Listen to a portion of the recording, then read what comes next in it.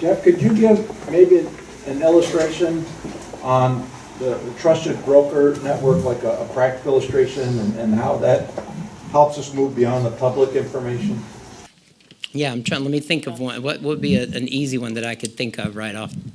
The right off the top of my head, I think of John just asked, could we give an example of the trusted broker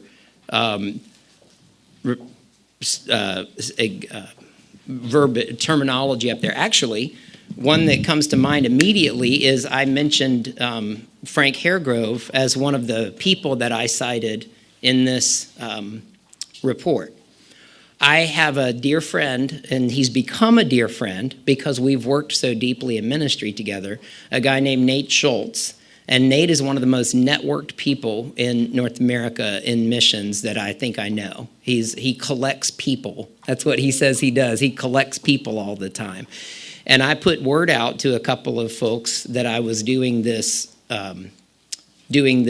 talk.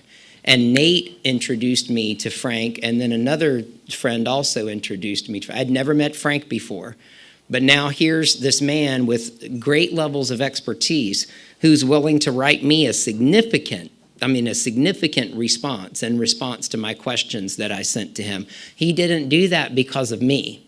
He doesn't know me. He did that because of the trust relationships that I have with the people that he does know and trust. So because I've been in ministry connection with them, I now am in ministry connection with him as well. Again, it's very practical and very simple in the grand scheme of things. Not new, but it's really powerful. And you may have other examples in mind as well. Well, I was just thinking, if you're interested in working like in Athens and you want to know what's the Egyptian church presence in Athens, you won't find that in any public source because they don't want to be known.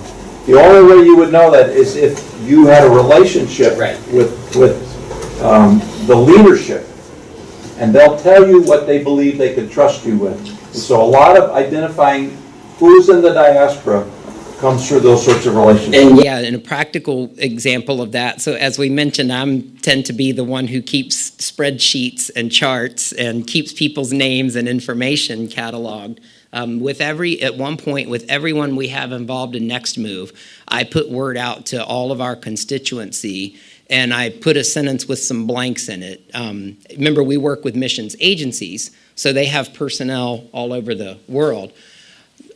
We have workers in blank working with blank.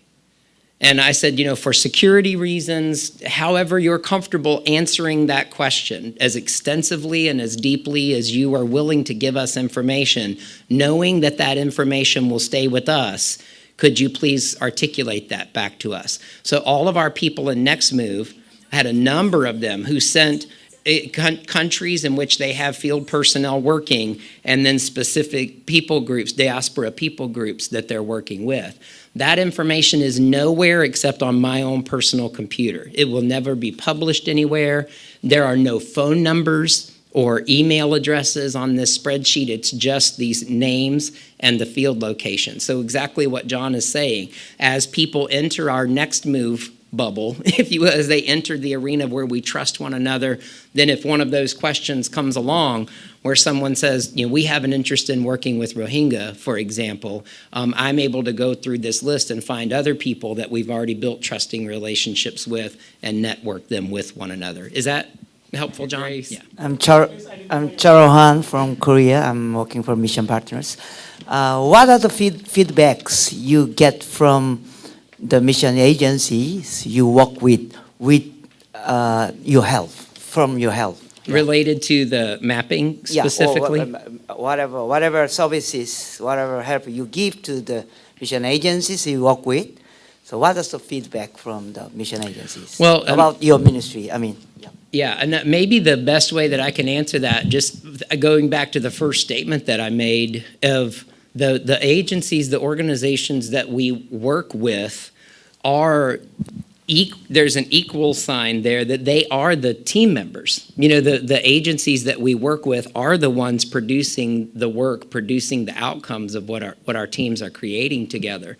So there's a lot of reciprocity. There's a lot of intercommunication And everybody who's involved on our Next Move teams are motivated to participate because they are assigned by their agency to be there to bring value back into their own agency as well. So again, I don't know that it's not like, we have a couple, like 2 people over here creating these things, then trying to give them out to everybody else and get feedback. It's kind of more of a continual process because our team members themselves are the missions agency leaders who will be benefiting from what we're doing.